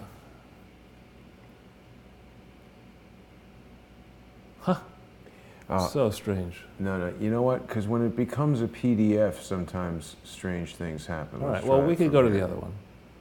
I can cover it. That's weird. That's from the Microsoft one. I can cover it, yeah, just with this one. So basically, you know, we've been over this a little bit before, but it's worth thinking about it. You know, when you go and you want to buy a new screen or a new computer or a new whatever, you think about it. Most people think about it. They say, you know, well, there's a lot of competition, and, you know, let's see the best deal I can get, you know, at whatever price point I'm prepared to think about spending. People agonize about that. The business model for social media is, let's not tell Jason Goodman and Charles Ortel how valuable your personal information is. And instead of paying you for it, let's just steal it, all right? And then we'll give you some like little, you know, crappy little t-shirt over here, this email service, which anybody can get, you know, or maybe, you know, a little bit up But from they don't that. actually give you a T-shirt. They just give you the experience of using their social media network. Right. They give you the experience of sharing with all your friends immensely valuable data to advertisers for which you're not Right. compensated. Right. And destroying your personal privacy. That's what they give you. Right. And then they take back being the richest person in the world off Right. this stunt. Right. You know, so there's something, if you're going to say that, and I happen to be somebody who's very much against payday lending, which I don't know if Like payday lending is where they prey, particularly on the military, people who just have no money, and they get themselves in a bind, and a payday lender comes along and says, retail loans. well, it's far worse than retail. They go to you and they say, Jason, if you want $100 right now, I'll give you $100. The problem is you got to give me $250 next week. Whoa. You know, it's a very high interest rates. I'm exaggerating to make the point, but way over 18% and 20 or Why is that legal? it shouldn't be legal. But this is akin to payday lending. You're going to people. A lot of people got hooked on Facebook below the age of 18. You're either dealing with young people or older people like me who are not that versed with technology, who didn't really think it through properly in the beginning and said, "Yeah, it's free. You know, Right. what could possibly go wrong?" Right. And then you realize the tools that these social media companies have with the metadata and by other means to, when thinking through large samples of people, they begin to be able to predict behavior.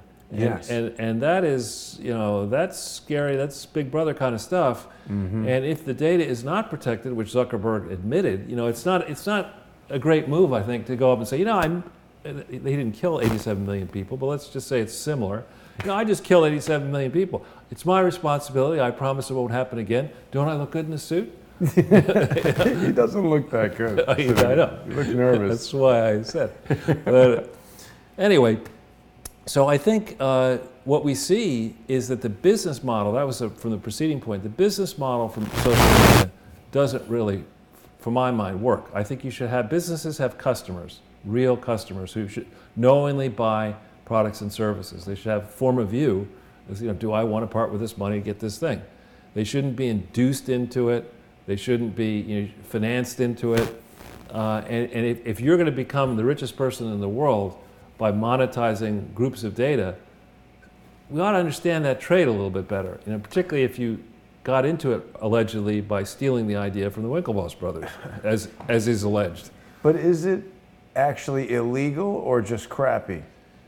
Well, again, if we believe that all humans are imperfect, and some humans are a lot more imperfect than others, and there are always going to be criminals, and there's a fraud. The mind of a fraudster. You're born a fraudster. You're not going to be anything other than a fraudster. As that case, that famous fraudster, the reformed fraudster, went to prison.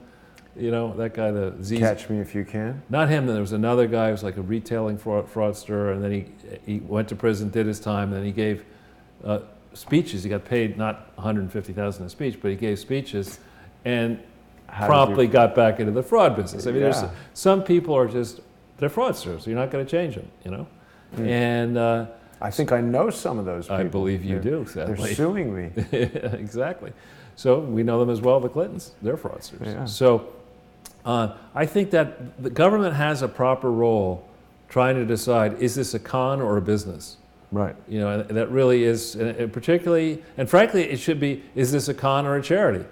Right? I think you'll see when you look at across the spread, which I have more familiarity doing, there are very few businesses that generate reliably large amounts of money, even 15 cents after tax for each dollar of revenue. It's not so easy to do that in a big business these days because there's so much competition.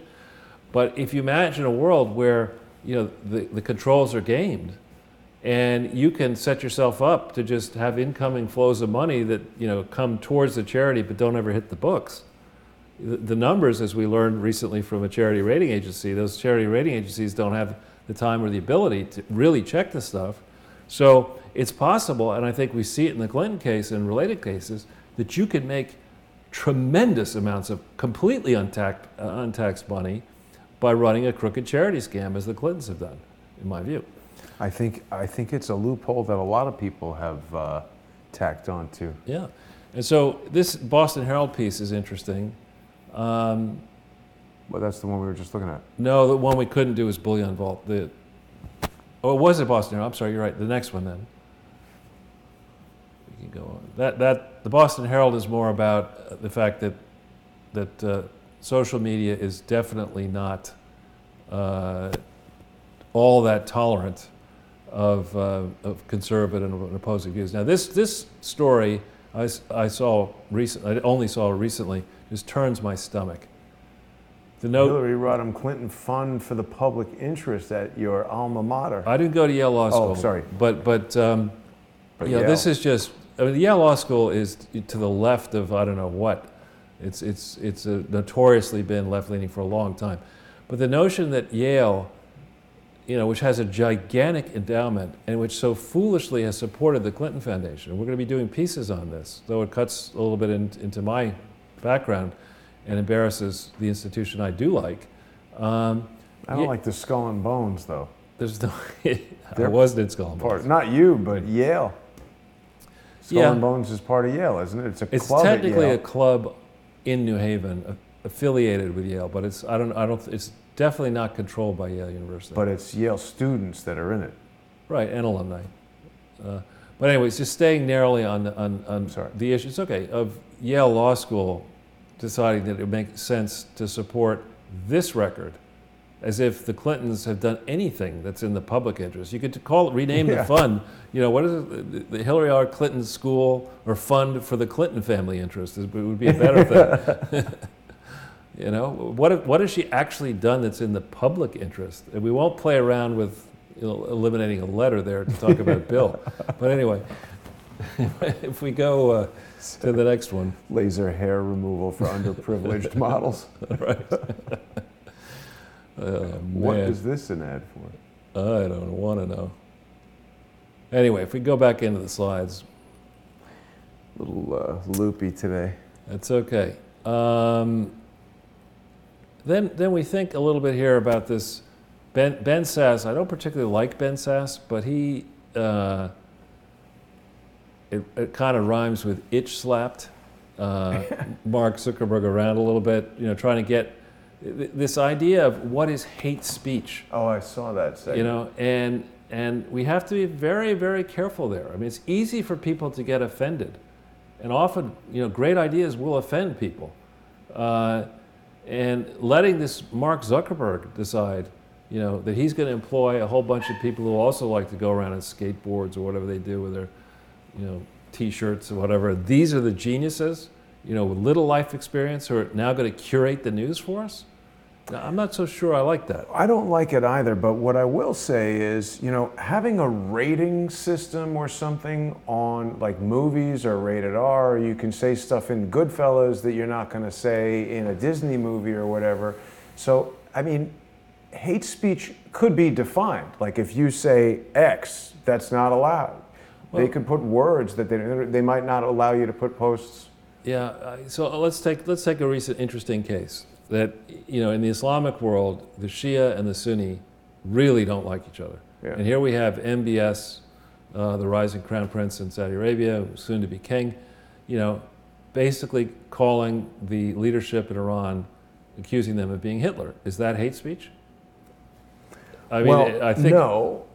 Well, I could see how, if you criticize, if you have, let's say Zuckerberg's firm were controlled by big, wealthy, let's say, Sunni as opposed to Shia, you could see people, I don't know, tamping down debate here in ways which I'm not sure is at all sensible, particularly as we look at, you started off talking about Google and the video dissemination of news, which I think is, where a lot of it's coming, and an increasing share from alternative media. That's disrupting and displacing the traditional print media. You start having, in effect, censors. You decide, I'm taking this down for an anonymous strike, whatever. I like your idea though of ratings, not ratings, but like voting. The people vote.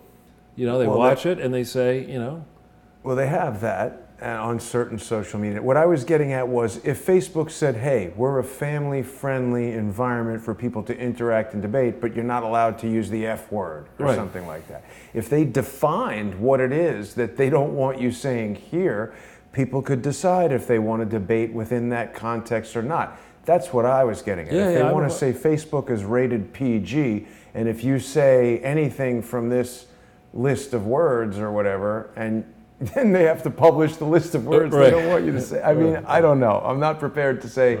The biggest problem I have with what's going on YouTube with us is that it's not like they've sent me some list of 27 rules and I violated rule 18 and don't do that again. They just say, you got a community guideline strike from somebody we don't know who for something that we don't know what, and how can I now prevent myself from doing that again without knowing what it was? And the potential for abuse is mammoth. And I mentioned I monitor just to see, if people are publishing or saying something about me that I want to correct.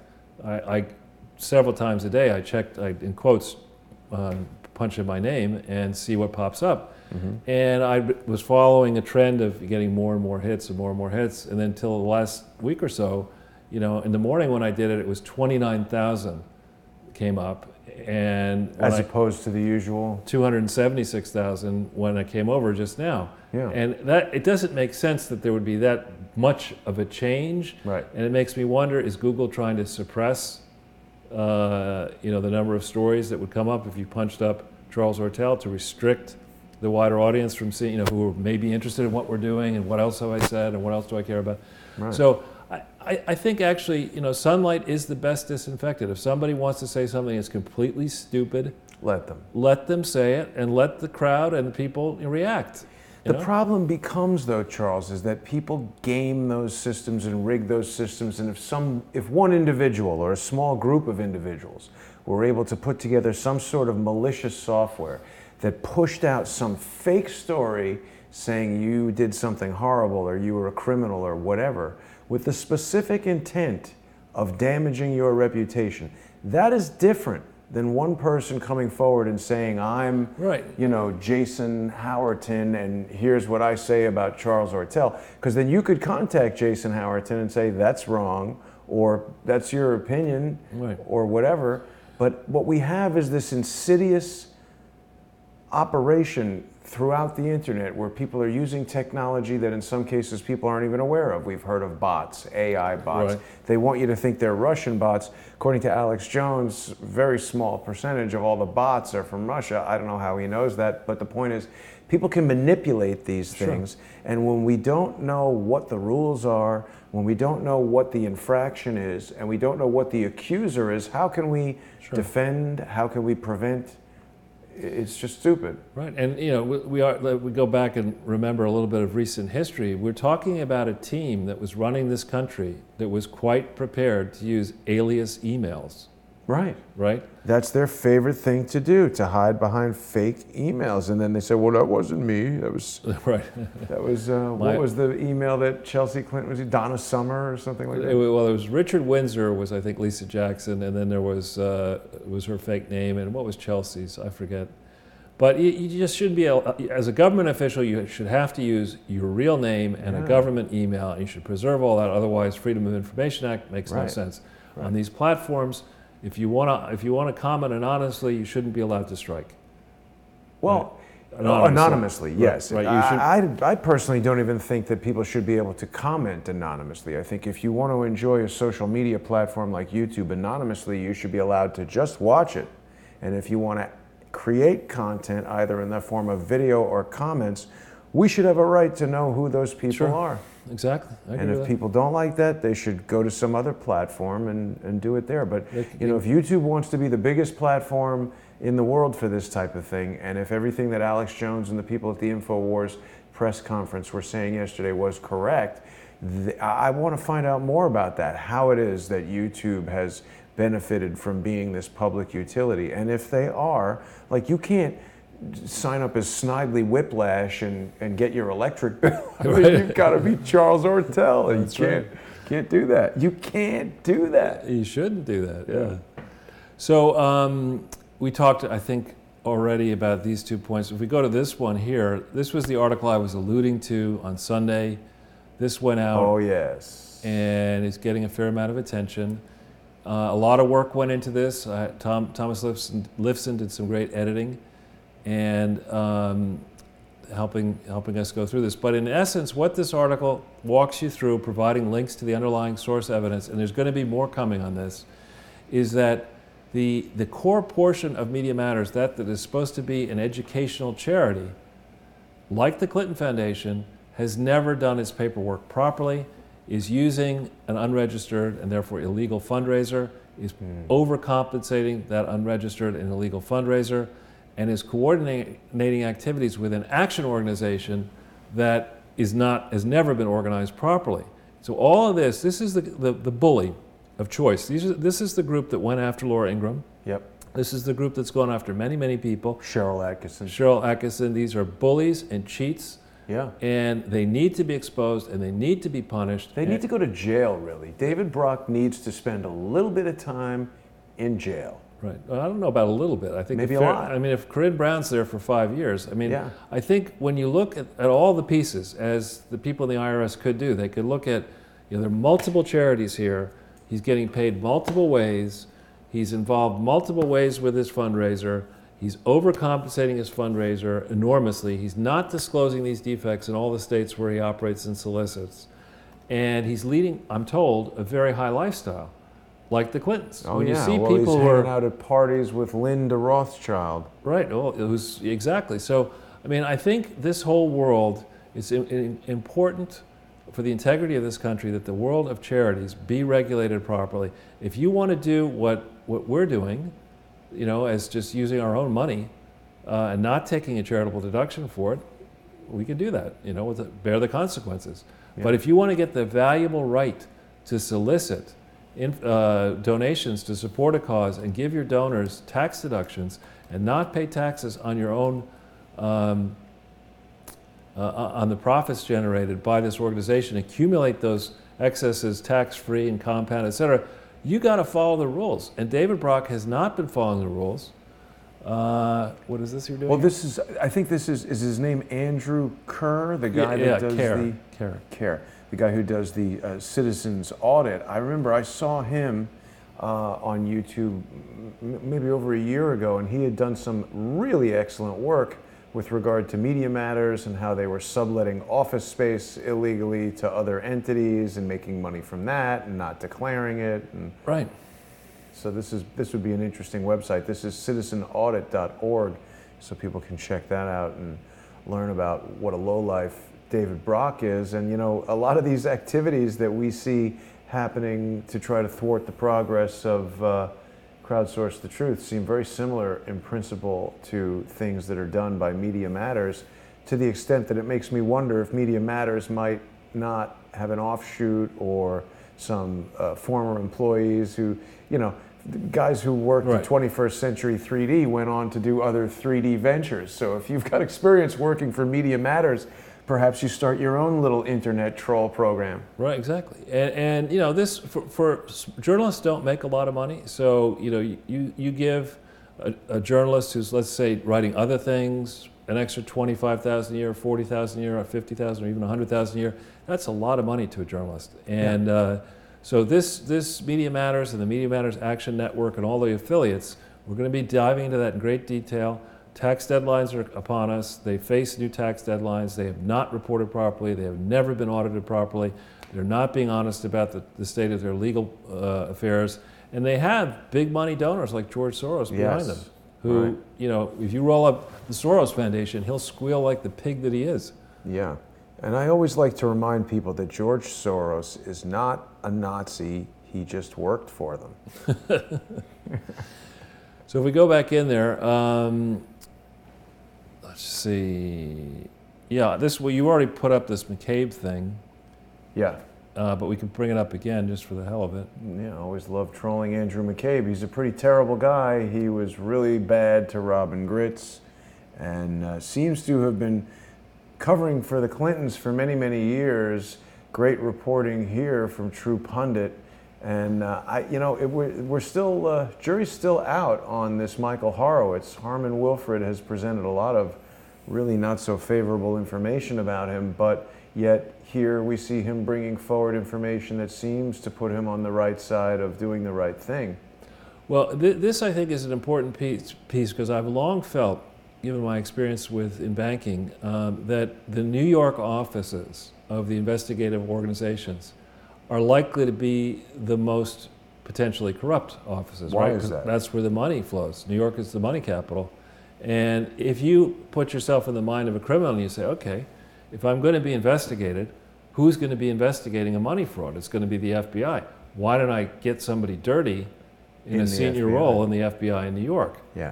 And you know, these frauds, the financial ones we're dealing with, whether the GE, the General Motors, AIG, and now the Clinton Foundation, these are very complicated frauds that operate all around the world. It's tough to get your mind wrapped around it. If you can game the system by having Lois Lerner in the IRS, making sure that she'll make sure that there's no IRS charity fraud matters or problems for you, and then you got somebody, I'm not saying it's McCabe, but somebody like McCabe in the New York FBI field office, you know, you're going to have a major league leg up as against the people, you know, they're crooked Republicans too, but many Republicans, oh yes, there's a conflict of interest, I better recuse myself, and oh yes, I should probably give myself a timeout for this minor infraction. I mean, if you've got, on the one hand, people who are prepared to go break as many laws as the Clintons have broken with impunity for so many years, chances are they're going to try to have their allies in key FBI offices, and certainly in the IRS, and in justice. And that's what we're seeing here. Yeah, there's no doubt. I mean, you know, these crimes are very sophisticated, Charles. The people that are executing them are adept at covering their tracks. They know the law. They know how to avoid prosecution. And again, I see that as another analog to what's going on to crowdsource the truth here, because you know, it's sophisticated operations that are, I've referred to it as a distributed defamation campaign, where it's not one individual doing all of it, it's spread out among Sure. a bunch of individuals, so that no one person is doing anything so bad that the police or the FBI would necessarily go after that one person. And this is the way these people think: distributed networks, you know, Sure. with cryptocurrency and everything. It all relies on these peer-to-peer type of things, and so they've sort of emulated that in their cowardly attacks. But there is some good news, and the What good is news is we're racing now toward these tax filing deadlines. Remember that we talked about this before, that if you're a charity and you have an adverse development like a criminal investigation in a state or a foreign country or maybe many, you got to kind of disclose that. And you certainly have to tell your accountants about it, the charity regulators care about it, the donating public cares about it. And more states and foreign governments are watching this closely, very closely. And this topic, which started out, when I started on this 3 years ago, you know, not many people were talking about potential major financial problems. They were talking, they didn't quite see what the Clintons were doing, but they didn't see this as a vast criminal conspiracy with evidence staring at you right in the public filings. They didn't see it that way. Now most people think of this as a fraud. Yeah. And I think the public is wondering, you know, what's taking so long? You know, why is nothing happening? And I'm hoping that we're finally going to see, when an earthquake happens, the tectonic plates shift suddenly and sharply. Yes. And that's what's going to happen here, I think. I think you could be right. I hope you are. So if we go to the next page, and the final page. Well, this is all about what should happen, Charles. I don't know how I came up with that idea. We could do, if I may, let's hit that FBI vault file. Like you were on it there for a second. Yeah, here it is. Yeah, and let's actually go into the PDF. And for the hell of it, let's just go to page 156. Woo, 156 coming up. What this is most recent filing from the FBI vault of stuff they were looking at in connection with the email investigation. And it's lots and lots and lots of, we took this device at this time and this and that and blah, blah, blah, blah, blah. But by page 156 or thereabouts, 156 or 158. Why did it stop giving me the page numbers? You have to put your cursor at the very top. Ah. 103. Charles, that's the first time you've ever told me something about computers that I know, didn't know. scary, huh? It's pretty good. All right, so we slow it, all right, about there, yeah. The beginning of this letter, beginning. Okay, it's dated 26 October 2015, okay? This is a letter to the Chief Division Counsel of the Drug Enforcement Agency from whom? Peter Stroke. Peter Stroke. Stroke, I think. Stroke, whatever. Okay, what does this say? In July 2015, the FBI received a Section 811 referral from the Inspector General for the Intelligence Community regarding the possible compromise of classified national security information. This is Peter Strzok sending a letter explaining this and saying, you know, we want this, we want that out of this division. Letter after letter after letter in this filing, going all the way through to 256 pages. So you'll see Peter Strzok's John Hancock, as it were, on the next page. HRC 8447. Does that mean they have 8,446 other? There's his, you know, John Hancock. It's a very handsome signature. Yeah, a lot of. Looks like he could, you know, sign baseball cards or something like that. I guess. But you'll see letter after letter after letter. There's another one coming up, I think, right there. 2nd of November. Okay. Letter after letter from Peter Strzok, personally contacting all of these different division heads, trying to, you know, round up and determine whether the emails that Hillary had provided reluctantly on December 5th, 2014, whether those emails were appropriately classified or not. And to say that this man, the very same man who's coming up with the insurance plan, right, he's the one, isn't he, with Lisa Page? Texting the girlfriend. Right. Well, I mean, how he had time to write these letters when he was doing all the texting. But this is a guy who's clearly centrally involved, supervising aspects of the investigation into Hillary Clinton's misuse of classified information in the run-up to the primary season, when she was vulnerable, sending letter after letter after letter, and then once it was clear that she's across the line, then targeting Trump. Same guy. And this guy's supposed to be working in the FBI. He's supposed to be apolitical. And he's in a very high level. I don't think we know enough yet about this man. I don't think we know enough yet about this process, and it stinks to high heaven. And thank you to the FBI vault, whoever you are, for bringing this out. Keep the papers coming.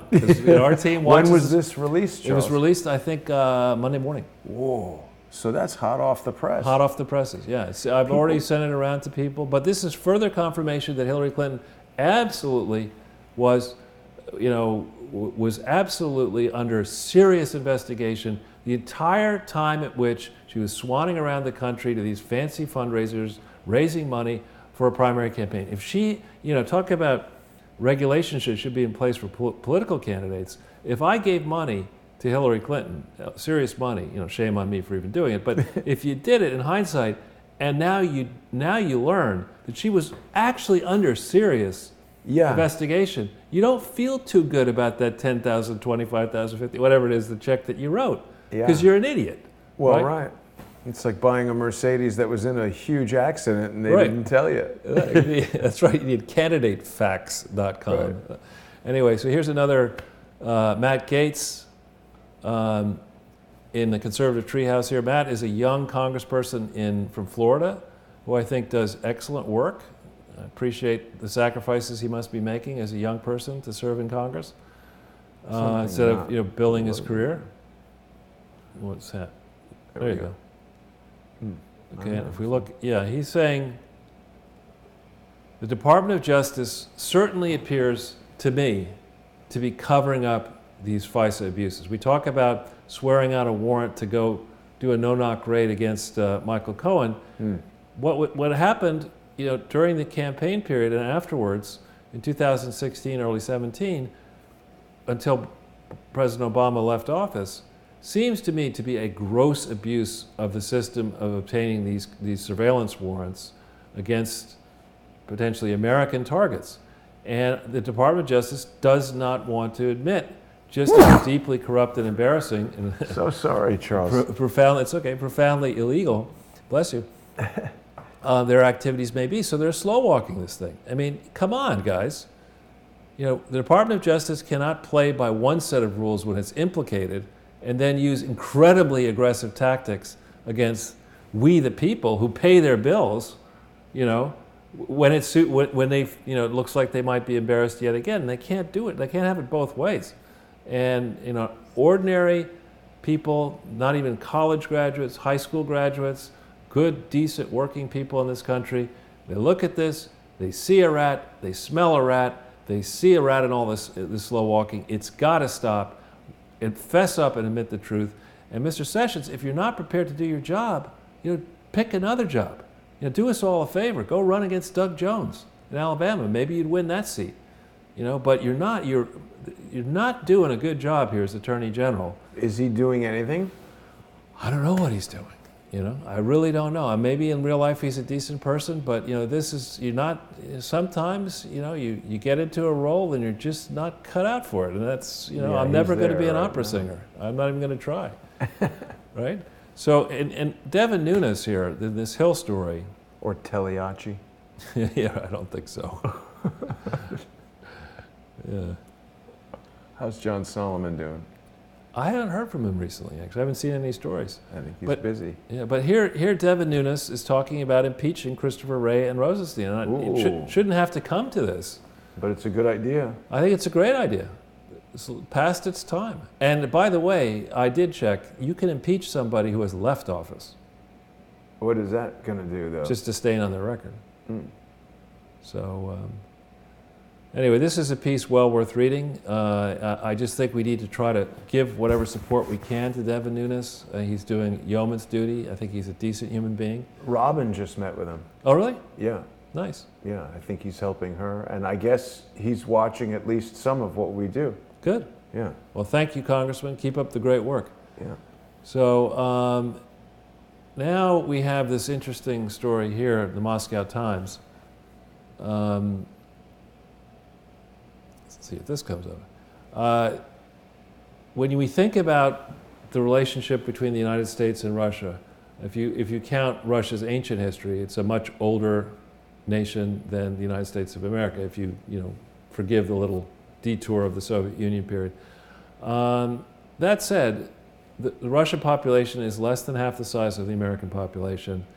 The economy is not at all, it's not diversified at all, basically. It's heavily dependent on the energy sector. It's not going to win a fight financially or militarily against the US. So we're in a suboptimal place here where, for whatever reason, it has suited the deep state to keep the tensions high with Russia. Whereas if we think about the great promises that China has made to Russia, I'm told, just reading in the press, that China has yet to fund many of these big infrastructure plans, a big target, exactly. That's very Chinese from my experience. Yeah, why do we'll give you a whole bunch of energy eventually. We'll buy that energy. Yeah, that's what we'll do. Anyway, so in terms of the things you could change very quickly, if there were an appropriate back channel with Vladimir Putin's Russia, you'd say, actually now, we don't like this pain. We're a lot smaller, we appreciate, but we're a proud nation, and we'd like to work with you, we'd like to cooperate with you, but we're not going to be humiliated, or we're not going to be put under the thumb of an administration that could change in 2 years and be something radically different. So if we're going to do something big and bold economically, let it last, and let it have as a piece of it the possibility that Russia and the United States could actually become military allies as opposed to military enemies. And wouldn't that make so much sense? It would make tremendous sense, especially when you consider we don't have a border with China. Russia does, a long border with China, and Russia has 1/8 the population of China. There are a lot of poor Chinese people. There's a lot of empty Russian territory. There's a lot of minerals there. You could imagine a moment in the future where some bunch of crazy generals in China would say, Let's take over. Yeah, I mean, they have enough land. We'll just take that bit. So I would have thought, you really think creatively about this. It would not be a process of weeks, months, or even scant years. It would take decades to really build close ties. But after all, we're quite friendly with Germany. We're quite friendly with Japan. Something about our history we have it in us to, we go through immense pain, fight very bloody battles, and at the end of the day, we learn from those mistakes and we move on. Why isn't it time to change radically the course of our relationship with Russia and work with Russia to expand their market, build out their infrastructure, build out their consumption base? They have wickedly smart people in Russia, still there, who can teach us a lot about technology. We can work better on certain, and we wouldn't go from the present state of chaos into an immediate love affair. That's not the way it's going to work. But there ought to be a way to shift this around and remove this pain, the financial pain, create economic opportunity for the Russians, not for the oligarchs, but for the Russian people, and then also work together in the Middle East and other theaters. I mean, you wake up and you say, okay, my team is England, France, Germany, Japan, Korea, and your team is Venezuela, Cuba, North Korea, and Iran. I mean, it just would seem to me that you're not on the right team if you've got to hang out with those dudes. So if we go to the next, we've got Tucker Carlson, who I've had the pleasure of meeting several times, and I have enormous regard for Tucker, has been the leader in recent days of saying, hang on, in Syria, what is America's real national interest in jumping back into Syria, and where is the evidence? Where is the real evidence that, that this was perpetrated by Assad, by Russia, by Iran? Show me that evidence. And the reaction to Tucker's comments, I mean, good on Tucker for having a big spine and a stiff spine and standing up to it. The bullies is, you just need to shut up. You don't understand. But even people like Sebastian Gorka, who I do like, has been sort of very condescending and withering in his criticism of people who would say, it isn't absolutely the right thing to go in and punish Russia and punish Assad. Having watched the Middle East I'm older than Sebastian, that doesn't mean I'm wiser, but having watched it for a while, you look at the record 79 to the present, even if you want to go back a little bit further, how many times does America intervene and create a power vacuum for a worse person to come in and fill that vacuum? How many times have we done that, and will we ever learn? Yeah. And here, we instantly know that it's Russia behind this, it's Assad behind this. When we're talking about an incident in territory controlled by rebel groups who have a lot to lose if peace materializes, and if we decide to broker a deal with Assad, they have a lot to lose. So I would not be so quick to assume that this is the right thing to do. I hope cooler heads will prevail, but we're very close. Yeah, they got all kinds of warships heading over there. Some of the points that were brought up in that segment I was talking about earlier with Syrian Girl and Paul Joseph Watson, there's no investigation. They just decided, here's the Assad answer. Did it? Yeah. Take the guns away. Ridiculous. That's the right thing. Ridiculous. Now, that one. This Sarah Sanders, I think, is a wonderful human being. It's not easy being a political brat, and her father, of course, is still very active in politics. Thought about running for president and didn't do so well in the primaries in 2016. But Sarah Huckabee Sanders is really doing, I think, a wonderful. Forget about her gender, forget about where she's from. She's just incredibly good at facing down. Yeah, she's tough. I like that. Yeah, really good, and just incredibly effective. Yep. Way better than Sean Spicer. Oh, Sean Spicer, yeah. He was funny, but not. He got off on the wrong foot. Yeah. But no, Sarah Sanders is very good, and she's absolutely right. If Donald Trump wants to take the political heat, he can cause Mueller to be fired. I think the better way to do it is I think Mueller should be under criminal investigation. Yeah. And that sort of forces him to resign. Mueller, Rosenstein, maybe Wray. And who would do that? Sessions? Who would bring that? I'm not a lawyer, so I don't know the particulars. Because that would be ideal. Yeah. Just show that they're. It's like, hey, Bob, what the hell happened to 9/11? Why don't you investigate that? You're investigating porn stars at Michael Cohen's house. Right. Who bombed the World Trade Center? Why don't you get around to that one? He's like, yeah. So if we go back in. This was a great. Rush Limbaugh is away, and he's obviously enormously famous and sophisticated in the media. But he got this right away. The Ukrainian billionaire gives $25 million to Hillary that disappears. They don't have to account for it. And that same guy gives $150,000 to Trump. So of course you land on Trump. Ooh, wow. See, that's a thing. Right. Why are they not investigating this? They have to. And at this stage, it's kind of the point where they have to investigate why they didn't investigate. Right. It's not simply to get to the truth. We got to understand. Look at this one picture that Rush puts up here. There is no such thing as the Clinton Global Initiative legally. There never was. There never will be. It's a fiction. It's a bad fiction. It's a horror story. There's never been any. They did not do the paperwork properly on this fake grifters initiative, and they've never reported on it properly. They've never solicited for it properly. They've never accounted for it properly. But yet, it lives. Well, look at how proud they are of themselves, smiling. Yeah, they're probably sitting there saying, we got these suckers to say they're going to give us $4 billion.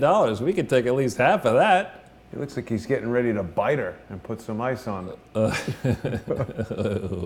Bill. Thanks for that. Sorry. So anyway, there is... this is really the final one here. We have got to get behind this writer here, Christina Lala or whatever her name is. She does good work. We have got to get behind what really was happening with this unmasking? What was Samantha Power really doing? Or what were people doing in the name of Samantha Power to spread files around the government deep state universe once Trump won and after he won, to foment the resistance? And how much of that work was done, financed by the US taxpayer? I mean, I think it is absolutely wrong, and it's certainly illegal, I would hope, for government employees to be engaging in brazen political partisan activities using US taxpayer funds. And that, it seems to be no clearer case of that would lie in the track record that you would see starting, before the election, but certainly the morning where it was determined that Donald Trump won. We need to go back over that ground with objective people who are numerate, who can, good fraud detectors, not people like, non-law enforcement officers or people who decide their mission is not to enforce the laws. Let's go and have people who have the same sharp eye that would look at Corinne Brown and say, you know what, 800,000 charity fraud, 5 years in prison. Not, you've only stole 100 billion. What's 100 billion? There are other dictators who've stolen more than 100 billion. We'll let you off. Yeah. Just give me my slice. Law obstruction officers. Right. So this is a world record, Jason. We are very close. 2 on hours the and money. 1 minute. Yeah, almost on the money here. There you go, Sean. Well, it was a comprehensive presentation. I apologize if my humor was a little bit loopy. I got in from D.C. very late last night, but it's always stunning, Charles. I mean, it's at a certain point we were sort of, jocular about it and everything, but I'm not really a huge Rush Limbaugh fan, but that was a really excellent point that he brought up there. You got the same guy donating to both, and they're investigating Trump and not the Clintons. Right. It's just, it simply isn't right. And I think the people who've now been at this for, could be 30 years, 35, 40 years, it's a comfortable life. You go to these elite schools, you play the game, your wife gets a job, you get a job, you get some sweetheart investment deals. Porsche, you get a Porsche, you get a cut rate mortgage, your kids get into the right camps and schools and country clubs or whatever. You get a book deal like Comey, and you're not a billionaire, but you're very wealthy, and you're also on the inside. Right. And nothing can happen to you. Nothing, in theory, can happen to you. And you have access to these databases, official government databases that no one's monitoring closely enough. And then the unofficial databases, your friends set up private security firms that you can then consult for after you retire from government, make a lot of money doing GoFundMe accounts that they put money into after you get fired. Right. I mean, and this is a world that is threatened by Donald Trump, and it's really more threatened by, I would argue, the vast horde of American people on the right and the left who are not part of this. The Bernie people who were duped, frankly, maybe willingly, by Bernie. I mean, Bernie talked a lot of happy horse pappy, we will say, as opposed to the other word. And Donald Trump is out there disrupting.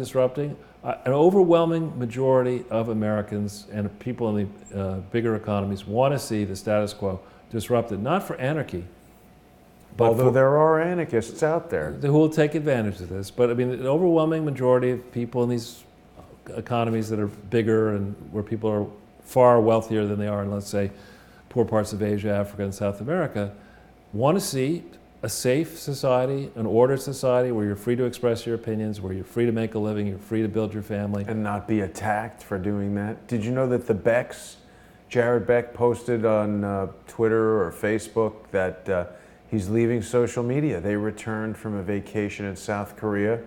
Their house had been vandalized. They have 2 young children. It's outrageous. It's outrageous. And that's the type of criminal. And these people think it's funny. Yeah, well. Publish my parents' phone number on the internet and encourage people to harass them. That's the same person who held up a sign at a college protest imploring the college students to kill all police. That person is a disgraceful danger to the public and should be in jail. Yeah, I would hope that person will be prosecuted and put in jail. Be a good thing. It would. Well, Charles, I think that's all for today. Thank you very much for a really comprehensive and excellent presentation. I just want to remind people that Crowdsource the Truth is a community-sponsored show, news resource. If you enjoy it, please become a sponsor, patreon.com/crowdsourcethetruth. I am going to be implementing a new live streaming service for Patreon customers only, for the sponsors that support the show financially. It'll be the same content that people can currently get on Periscope and YouTube and Facebook. But as we continue to be suppressed by, really it seems to be malicious groups of morons who know how to take advantage of the lax policies and the weak policies. I can't say that I have any information that leads me to believe that I or you or this channel has been specifically targeted by Google. I do have information that seems to indicate that it is a dedicated group of malicious individuals who understand how to game the system, how to create channels that complement each other, have each other as guests, become this sort of pseudo network of channels that can use really unscrupulous business practices where if you're not in that network or one of their friends or sharing the same fake information that they share, they spread false information about you, defamatory information, they strike the videos, they make threats, they do all kinds of cowardly things. And, you know, I think just like the Clintons, they think they can continue to get away with this stuff, but I am just going to become more and more creative and more aggressive in my pursuit of justice by contacting law enforcement, by saving all of this evidence, by connecting the dots, by observing that these people are clearly working together.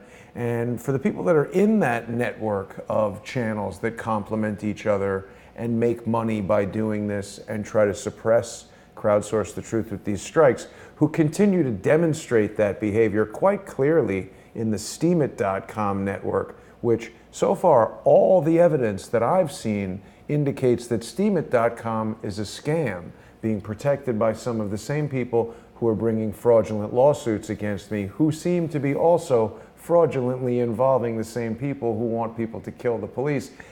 You guys are on the wrong side of this. The best thing to do is stop, give it up, or keep going, and I will get you prosecuted. It will happen. Anyway, that's what's going to happen, Charles. All right, good. We'll talk about Sunday, and hopefully we'll have a Sunday with Charles here, or perhaps something else will happen. All right, very good. Very good. Take care, Charles. We'll see everybody tomorrow.